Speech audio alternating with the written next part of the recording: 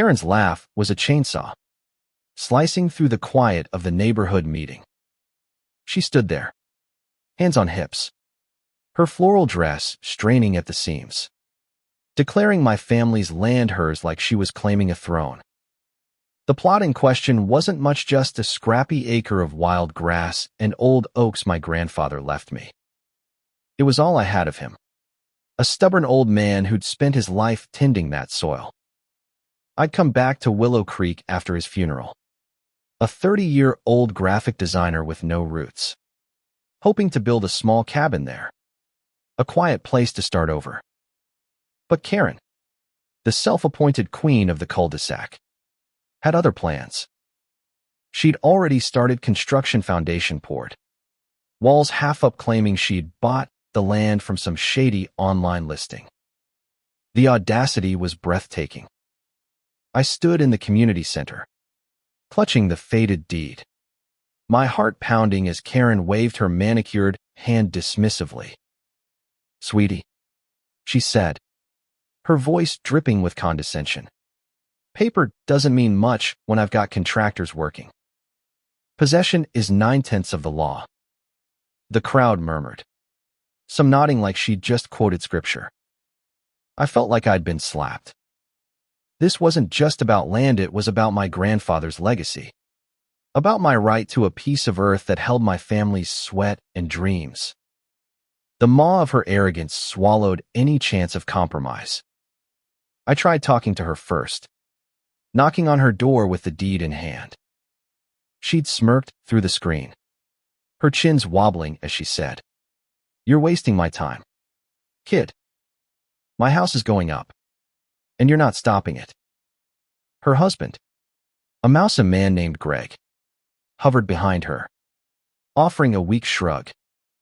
I left, fury boiling in my chest, knowing this was headed for war. The neighborhood was split. Some, like Mrs. Delaney, who'd known my grandfather, backed me, whispering about Karen's history of bullying, how she'd once reported a neighbor's dog for barking too loud, getting it taken away. Others, charmed by Karen's PTA presidency and her loud Christmas parties, sided with her. "She's got the money to build," one said. "Why let good land go to waste?" It stung, but I wasn't surprised. Karen had a knack for making her selfishness sound like community service. I hired a lawyer, Sarah, a sharp woman who'd grown up in Willow Creek and knew Karen's type. She dug into the records and found the sale Karen claimed was a scam. Some fraudster had forged a listing, and Karen, too greedy to verify, had wired the money. The deed was ironclad. The land was mine. Sarah filed for an injunction, and within weeks, we were in court. Karen strutted in, her heels clacking like gunfire, confident she'd steamroll me. She didn't expect Sarah's evidence, emails, bank transfers, and a paper trail proving the scam.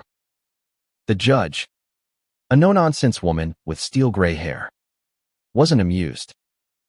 "Your actions, Ms. Thompson," the judge said, peering over her glasses, "show a reckless disregard for property rights." Karen's face twitched, her smugness cracking. The ruling came fast. The construction was illegal. The house had to come down, and Karen owed me damages. But the kicker: the judge ordered a public apology, to be posted in the local paper and read at the next community meeting. I could have cheered, but I only felt a hollow relief. The land was mine again, but the fight had drained me. Karen didn't take it quietly. She stormed out of the courtroom, muttering about small-town conspiracies. The next day, I saw her directing her contractors to keep building, defying the court. That was her fatal mistake. Sarah filed for contempt, and the judge escalated the penalty: immediate demolition, supervised by the sheriff. I didn't want it to come to this, but Karen's hubris left no choice. The day the bulldozers arrived was surreal. The neighborhood gathered, a tense knot of onlookers. Karen stood by her half-built house, screaming at the sheriff, her face red and blotchy.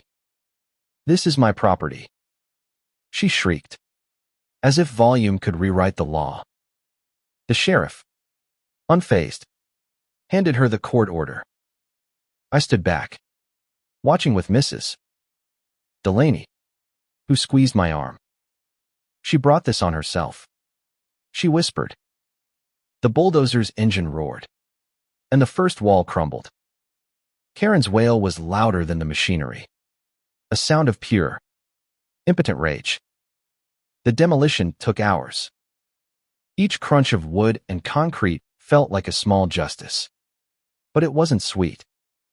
I thought of my grandfather, who'd never raised his voice to claim what was his. He'd have hated this spectacle. Karen, meanwhile, was a one-woman tragedy, pacing and sobbing as her dream house turned to rubble. Greg stood by, silent, his eyes fixed on the ground. I wondered if he'd ever stand up to her.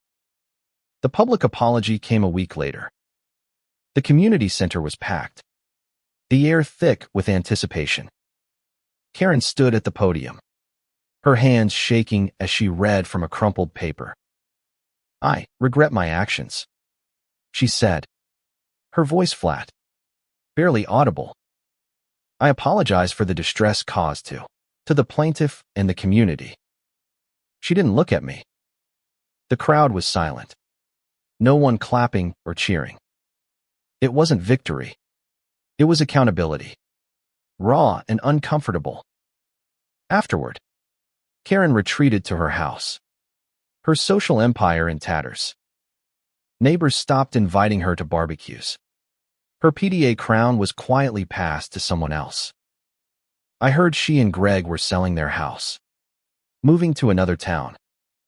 The land, now cleared of debris, sat quiet under the oaks. I started planning my cabin again, but it felt different now, less like a fresh start, more like a duty to honor what my grandfather left behind. The ordeal taught me something bitter. Entitlement like Karen's doesn't just steal land. It erodes trust, pits neighbor against neighbor. But it also showed me the strength of standing your ground, of fighting for what's right even when it's messy. I didn't want her demolished. Not really.